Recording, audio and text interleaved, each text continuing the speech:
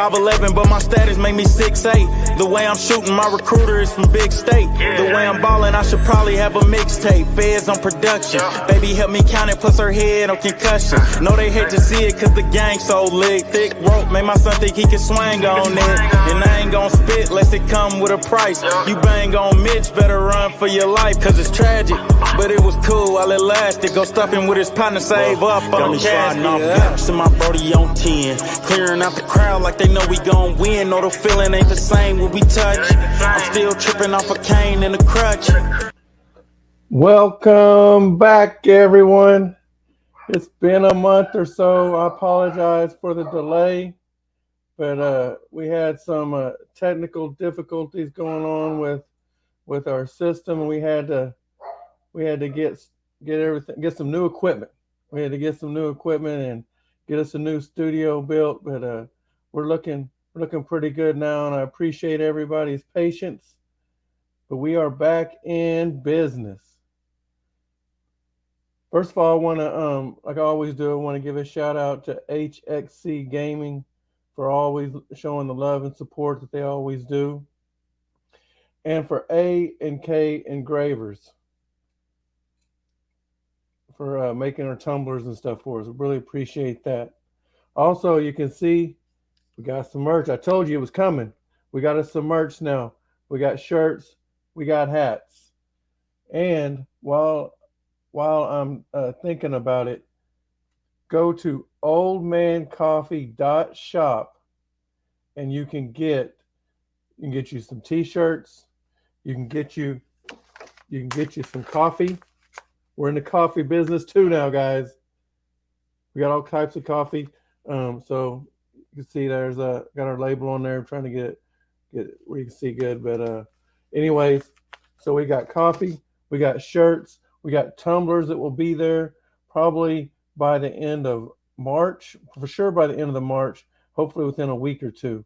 So you'll be able to go out and get you some merchandise. As always, if you ever have any questions, comments, want to have a topic that you'd like for old man Nate to talk about, you can reach me right there at nathan.darnell14@oldmansportstalk.com. So we're back in business, guys. I appreciate, again, I want to thank you guys for being patient. And those of you guys that are on right now, give a comment so I can see who's on. And I see a couple of y'all are online. Let me give you all a shout out. So drop your name in the comments and I'll give you guys a shout out. Tonight, we're going to talk about the NBA All-Star Game. We're also going to talk a little bit about OU softball, and is OU and Texas ready to go to the SEC in 2024? So we're going to discuss those a little bit. Let's start off with NBA All-Star. I'll just break it down to NBA All-Star Weekend. That was last weekend, and on Friday night they have a couple of games. They usually have a celebrity game, and they have the usually the first year rookies play some other guys. I'll be honest with you, I didn't watch it this year. I had some other things going on, so I didn't get a chance to watch it. I do like watching the celebrity game. I think that's kind of fun to watch. But the other games, it's not that big a deal to me. And then on Saturdays, you have the All-Stars Challenge, with this year they had it broken up into teams. I thought that was kind of cool. Even though the Greek Freak didn't get to participate because he had injured his wrist, his other two brothers did, and then one of his Bucks teammates stepped in for a little bit. But it was all right. It was okay. It wasn't the highlight of the night though. And then, we had the slam dunk contest, we had the 3-point contest, and it was good. That was a good show. I was going for fellow Sooner, Buddy Hield, and he came up just a little bit short. Had a good first round, and just a little bit short in the second round. But Damian Lillard pulled it out. He put on his shooting displays. We all know that guy could shoot, so wasn't no surprise to me that he won it. And it was good. It was a good show. And then last, the dunk contest. I'm going to talk about that. Uh, I'm going to just say flat out that was the best dunk contest I've seen in years. I really had come to a point where I wasn't watching the dunk contest no more. It just was not entertaining at all. There had been too many gimmicks involved. People jumping over cars, pulling out two rims, two backboards and two rims. Elevating it up to 12 feet.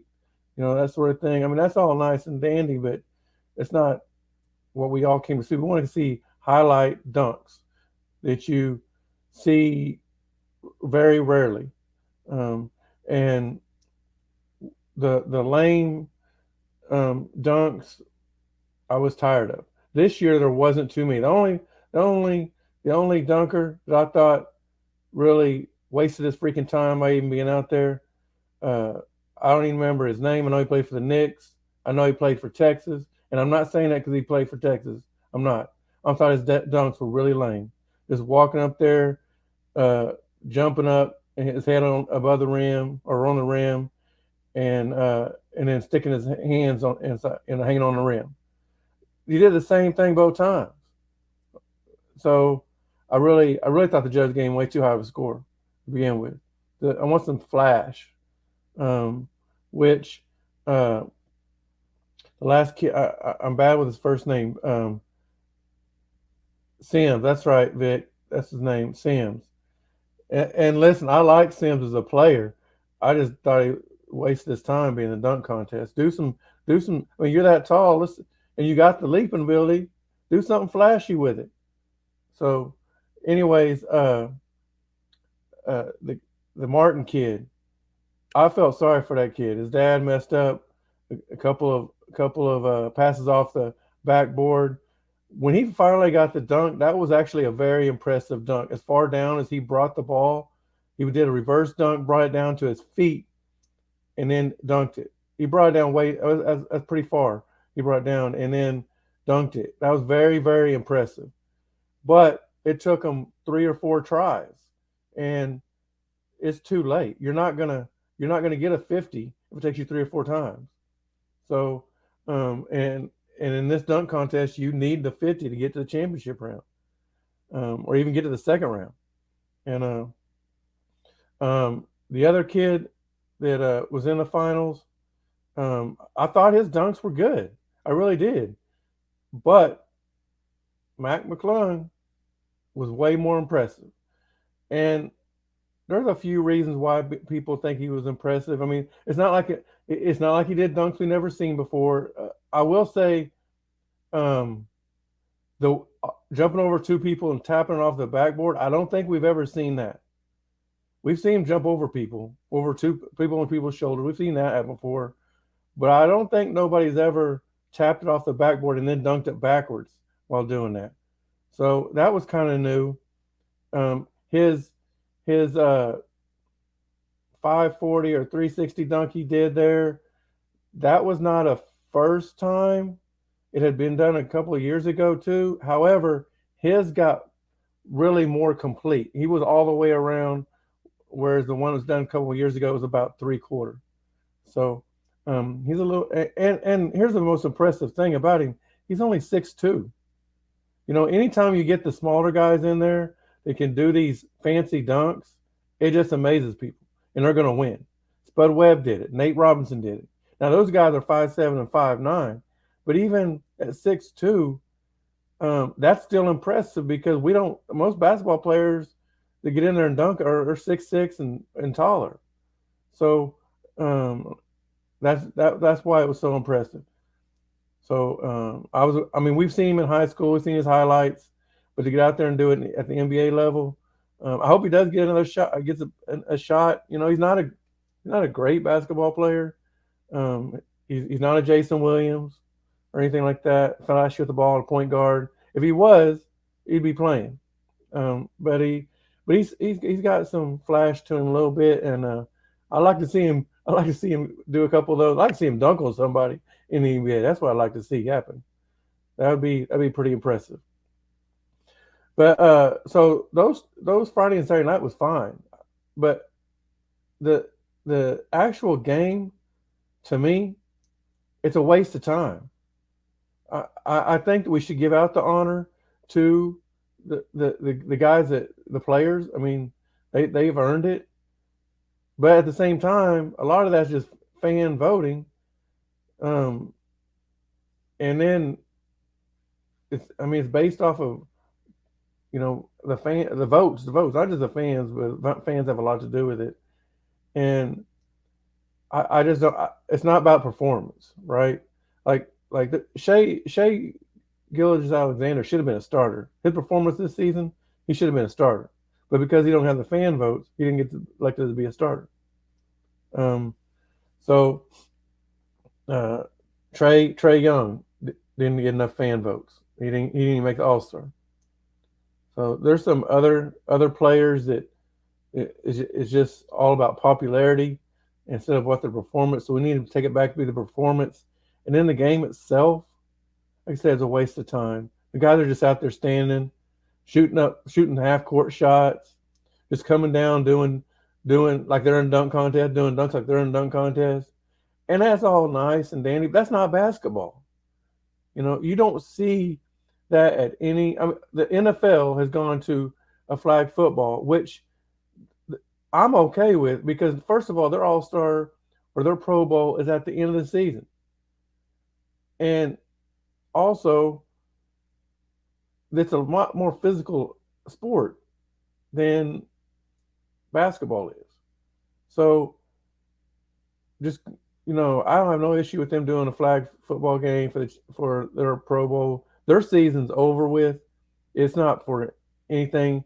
The NBA still got to continue to play, but let's make something more challenging. I mean, when I was a kid, those All-Star games were challenging. They were fun to watch. It was the best players in the league playing. You want to see you playing against each other. There's a video if you go on YouTube and watch the greatest game and type in the greatest game never seen. It was a USA practice game, a Team USA practice game between the I think there was they have 12 or 15 players that got selected, that were NBA players, and to go play in the Olympics.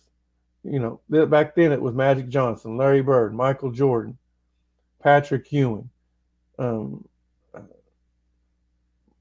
Chris Mullin, Reggie Miller. There's a bunch of guys, John Stockton, Karl Malone, all those guys. All right, and the practice game.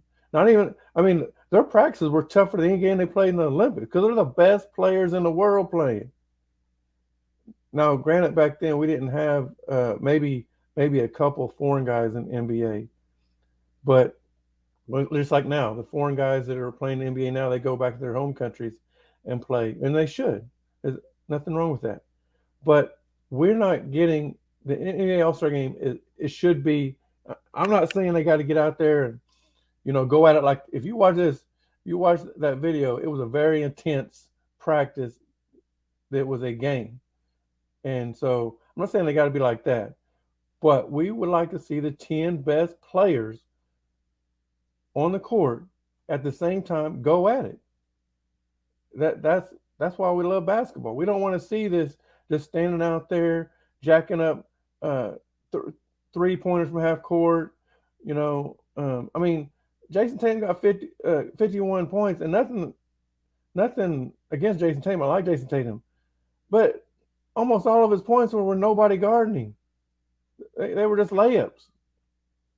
So they got to do something about the game. And now, granted, I say a lot of the big players in the NBA have gone soft to begin with. Like LeBron James sits out. Not just him, but a lot of the players, they sit out. It seems like every other game, or every once a week they're sitting out, and they call this load management or whatever. It's ridiculous, man.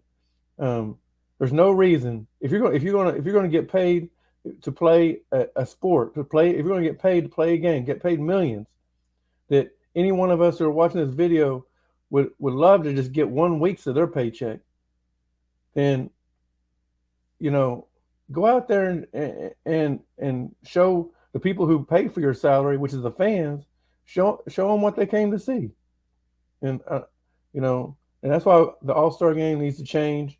The players need to change their attitudes. And you know, I did watch a show with it was a JJ Redick's little podcast, and he asked McCollum. This is All-Star weekend.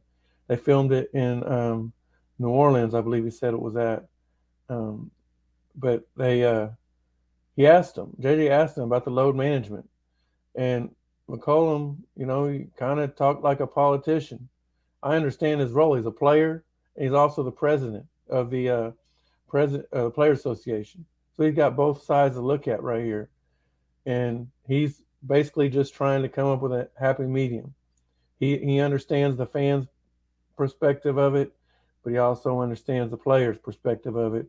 And you know, he even admitted there was times that he played when he was hurt, not injured. There's a difference between hurt and injured, but he played when he was hurt, and it may have took some years off of him, cost him some money later on in the future, right? But the way these play, I mean, to me now, saying it cost you some money, as much money as y'all getting paid now, you're not missing out, all right? And you can take that money that you're making. You got a lot more investment opportunities than the average person does too. So you can take that money you're missing and flip it in 3 times, 10 times. So let's see, what's Victor say here? Vic says, I don't know why LeBron doesn't keep the tradition going like MJ and Kobe to at least tighten up as the game goes on. Right, you're right. So there was a string of years where they would put on a show for 3 quarters, and then the 4th quarter they would go at it, you know. But they've also changed the rules a little bit on that game too, where they've added some of that what they call the tournament. It's in the summertime, where these basic some of the players have played in the NBA, but a lot of them just played college ball, and then they play for this big pot at the end of it, like $2 million or something. But if you ever watch those games, then once they get to a certain point, then the winning team has to only score like, I don't know, like 10 points or something, and then it's over. Like they don't even do a clock. They stop the clock, and we play to a certain score. And that's what the NBA did this year also. They put that on there. And when that happens, the losing team, unless it's a close game, and it wasn't a close game this year, unless it's a close game, then the losing team is just going to give up, and they're just going to be out there. It's not going to be a competitive game. So, but yeah, another thing on LeBron, like, to me, I think it's a knock on him to say he never once competed in any of the All-Star activities other than the game. He didn't participate in the slam dunk. He's never participated in a 3-point contest. He's never participated in the skills challenge. So, you know, there's all these debates about who's the best player of all time. To me, that's a knock on LeBron, that you can say he's not. I mean, you can use that against him to say he's not one of the greatest. Kobe did it. Michael did it. And Michael won slam dunk twice. He participated in 3-point contest, but he didn't win it.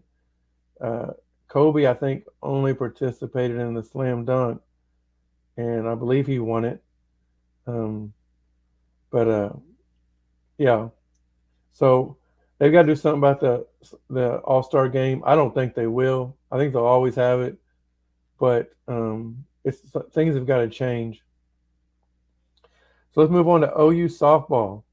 You know, they're the 2-time defending national champ, and really have looked pretty easy the last 2 years. 2 years ago, they lost a couple games. And then last year, They they lost. They lost 2 years ago. They lost in the first round of the World Series to James Madison. Um, they James Madison had that really good um, um, black female pitcher. I don't remember her name at all, but she went on to play in the pros, semi that softball pro league that's up now. She's in that, um, but they bounced back, end up beating them after they lost to them, end up beating them, and then went on to win national championship. Then last year, I don't believe they lost at all in the.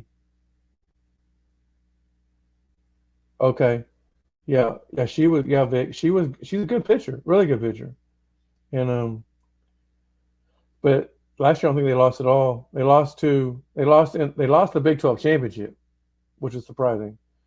They lost to Oklahoma State, I believe, in the championship game, um, and that may have been their only loss of last year.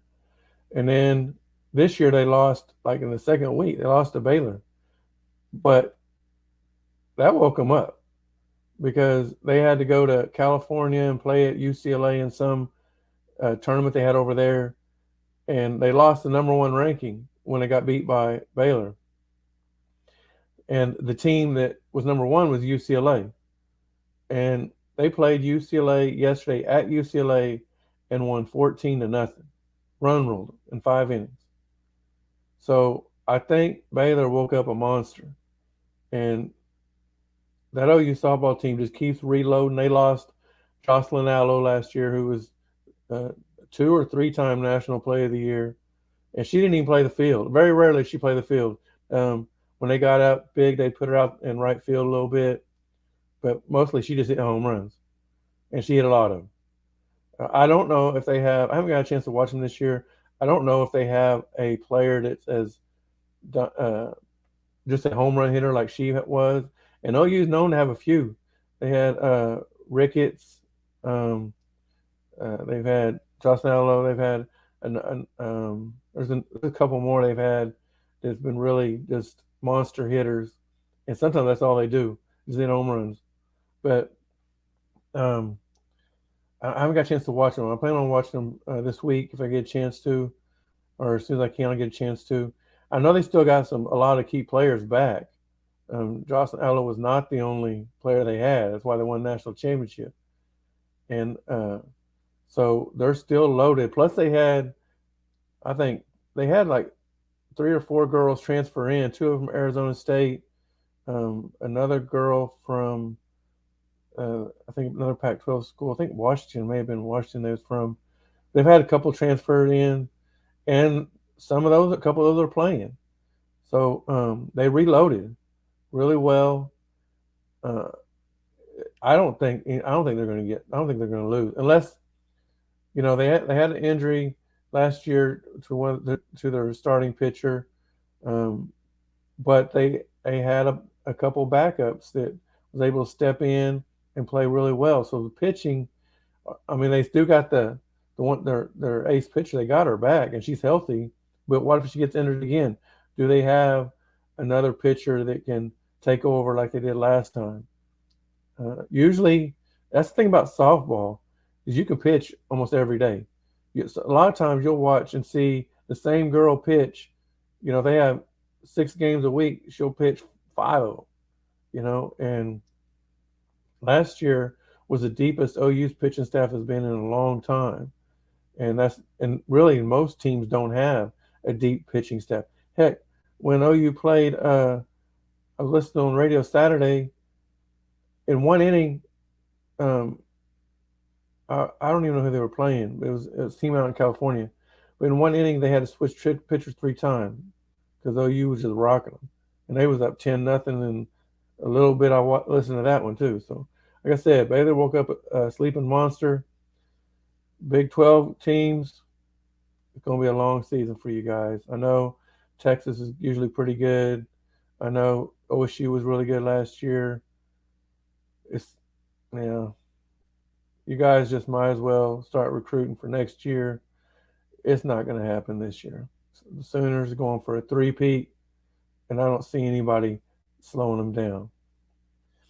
Next thing we're going to talk about is it was announced a couple weeks ago that OU and Texas, it's official now, will be joining the SEC in 2024. So this coming up football season is the last time OU and Texas will be in the Big 12. Is OU and Texas ready for the SEC? Right this second? Nope, they're not. Could they be by time 2024? Yeah, they can. And here, let me say this. Um, clarify that when I say nope, they're not ready. Does that mean that I think if OU and Texas was starting the starting SEC this year, do I think they'd be the worst teams in the SEC? No, no. I think both of them would probably be around the middle of the pack. Okay. So when I say, are you ready for the SEC? It means you're ready to compete for a championship. And I don't think either OU or Texas is ready for competing for a conference championship. Now, let me also say this. It's also going to depend on how they align the conference, okay?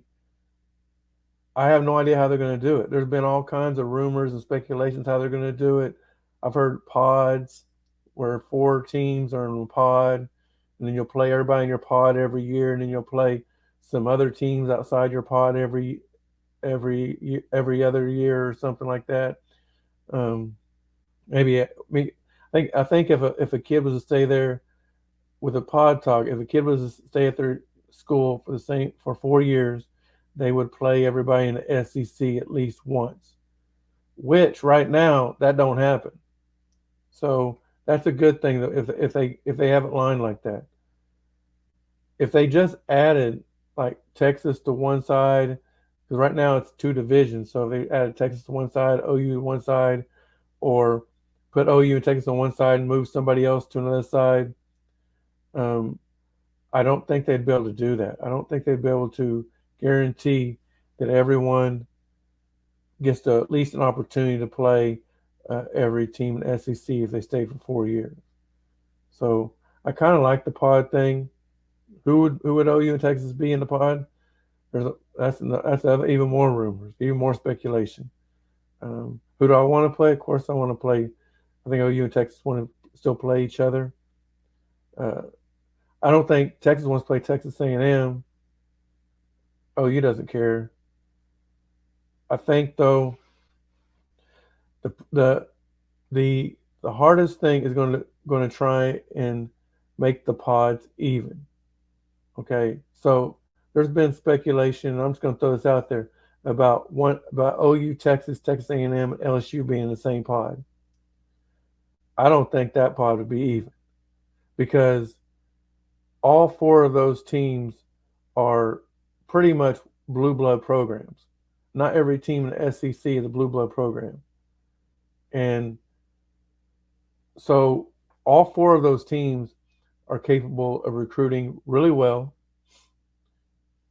And all 4 of those teams are capable of winning a national championship. LSU's won it a couple times in the SEC. Texas A&M hasn't quite got there yet. And so Texas and OU's won a national championship in the last, 20, it's been 23 years for OU, and it's been 15 years for Texas. No, I'm sorry. It's been 18 years for Texas. So we gotta get back on the right track.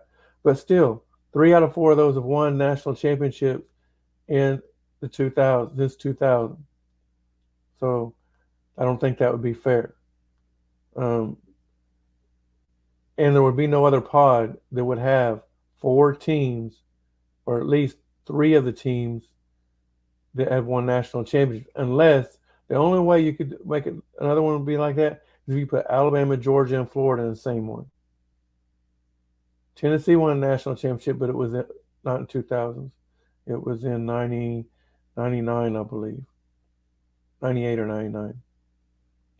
So, and then no other schools have won national championships in the SEC, not recently. So, yeah, I don't think that would be fair with OU, Texas, LSU, and A&M. What would be fair, but keeping in the same area, probably OU, Texas, Texas A&M, and either Missouri or Arkansas. I think that would fit just fine. Probably Missouri, and then because then you got 4 former Big 12 teams in it, right? That'd be kind of cool. 3 of them, or no, yeah, 4 former Big 12 teams, 2 of them former Big 8, 2 of them former Southwestern Conference. So yeah, that would work. I like that. So what does OU and Texas got to do to get ready? Well, OU's recruiting class is really good this year. OU and Texas both recruiting classes are really good. They're both I think they're both top 6 recruiting classes, right behind each other. I think probably some of the recruiting ranking systems have Texas ahead, some have OU ahead. But I think they both did an excellent job recruiting this year. I know I haven't really looked at Texas to see if they got who they needed, but OU definitely got who they needed. They got the players they needed. They got the defensive players they needed to make it better.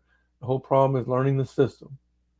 So also, OU got a lot of transfers, including on the defensive side, that I think will be able to step in and help right away. I don't know. I haven't heard anything on Texas if they have transfers. Also, I know the recruiting class was good, but I don't know about their transfers class on how good it was. So, just first of all, you got to keep doing that. You got to keep getting those recruiting classes, and then you have to win ball games.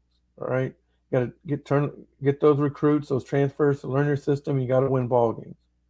So OU finished 6 and 7 last year.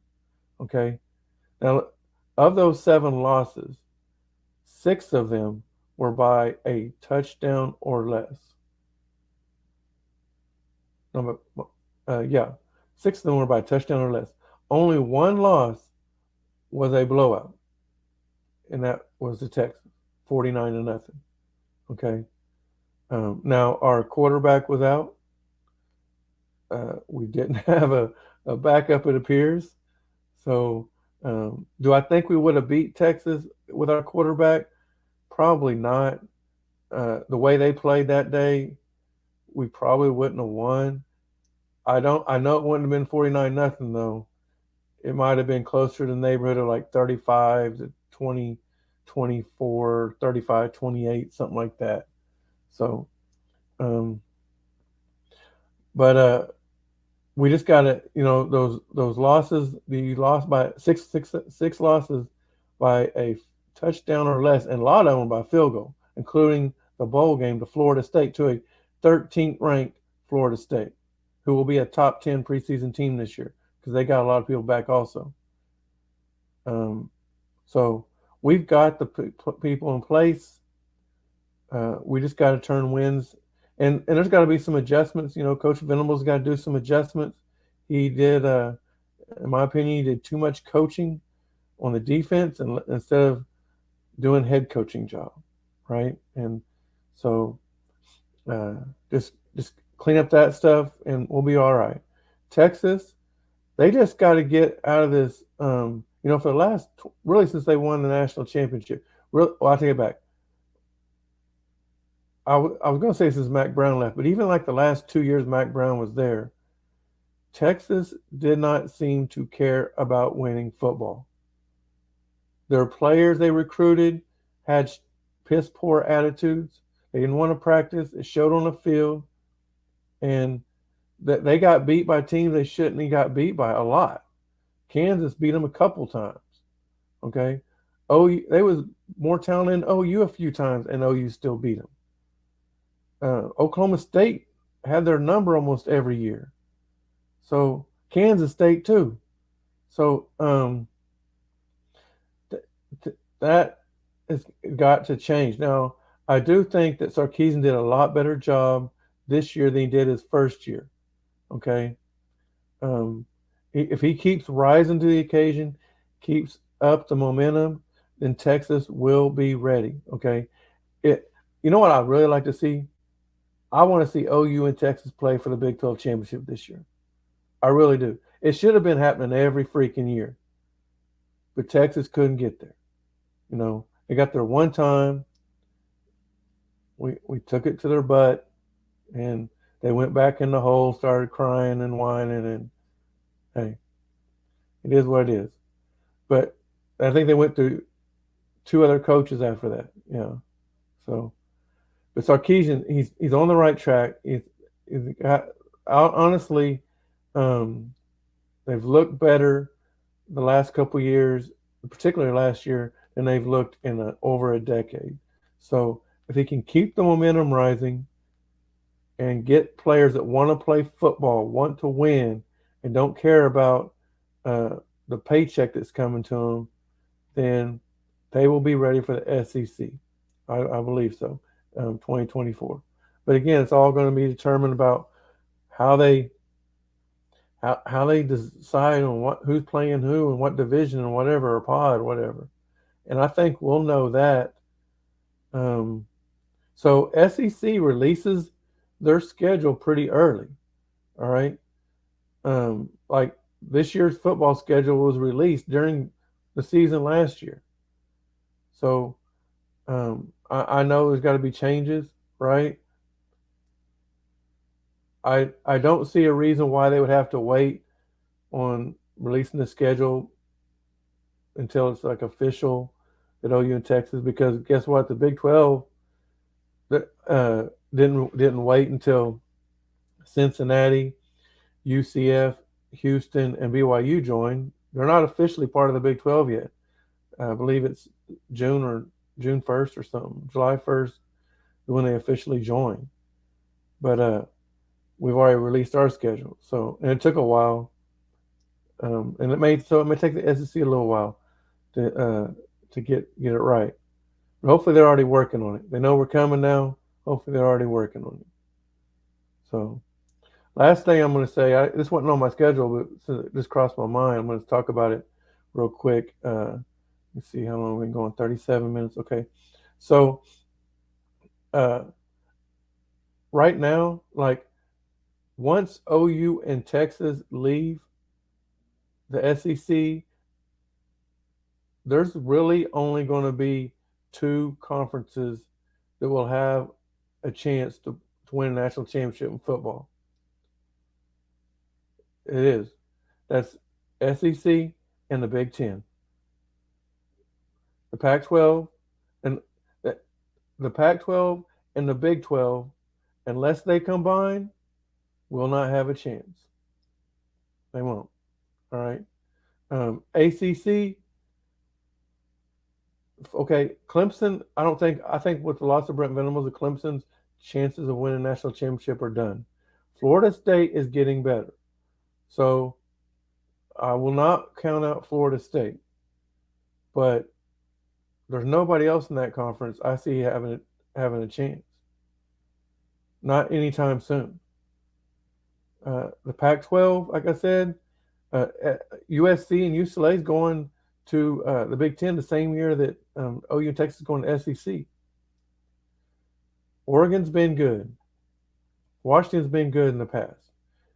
No other teams. Utah is a good football team, but they lose teams every year they shouldn't, and it keeps them from playing a national championship in the playoff.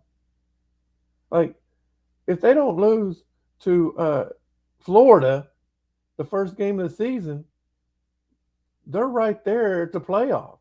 And then they stumbled against I think it was UCLA that beat them. Which UCLA wasn't bad. But, I mean, they shouldn't have lost the game. Otherwise, they're right there. Because Utah's a good football team. But Utah, you take Utah out of it, you take Washington out of it, you take Oregon out of it, there is nobody in the Pac-12.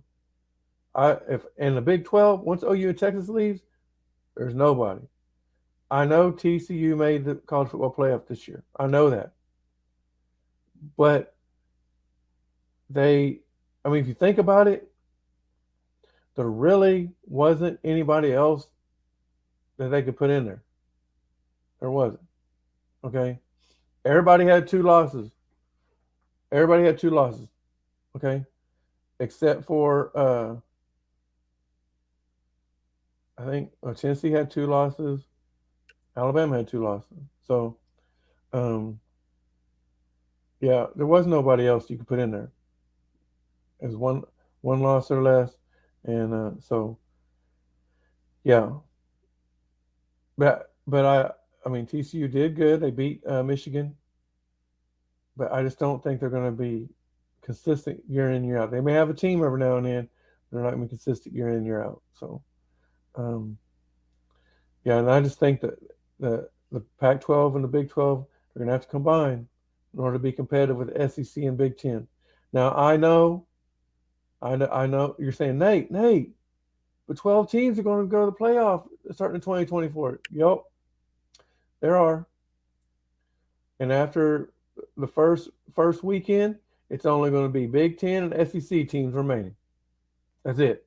Unless the only way that after the first weekend that there'll be an ACC team, a Pac-12 team, or a Big 12 team is if one of them happens to go undefeated and slides in and gets a 1 or 2 seed, because they're going to get a first round bye. So that means they'll get that second weekend play. But if you don't get that bye, you're going to be done. It's going to be over. So if you want to compete, that's why the OU and Texas is going over. Yeah, they're getting paid a little bit of money, but their TV contracts were not far off from the SECs and the Big 10. The Big 12 gets paid pretty freaking good. So, yeah, they just want to go over there. They want to play with the big dogs. They want to be able to. Yeah, it's a lot tougher challenge. But even if you lose a couple of games, you're still got a chance to make the playoff. And hey, you already played a team once. You know what they're like. You watch the SEC. Very rarely do you see a team beat somebody twice. Like when you've seen Alabama and Georgia play each other in the SEC championship and then turn around and play in the national championship game. Whoever won the SEC championship game usually loses in the national championship game. So, so it's not that bad of a deal to take that loss. So, anyways, I want to thank you guys for tuning in and watching. Sorry it took so long to get back out, but we're back up and running. We're going to be on 2 nights a week, guaranteed. And hope you guys enjoyed tonight's show. Again, if you haven't already, please like, subscribe, and hit the bell so you get notified of all notifications that come on, including when I'm live or when I do release a recorded video, which we are going to start doing those as well. So, again, go to oldmancoffee.shop and get your coffee. We have this is grinds, grounded coffee. We also have like K-Cup. We have those online. We have different sizes, different quantities, different flavors. I think there's 47 different flavors on the shop. You'll also be able to get your T-shirts there. We don't have hats yet, but we're going to get those soon. If you do want a hat, I got a couple laying around. Just let me know. Reach out to me. I'll get you a hat.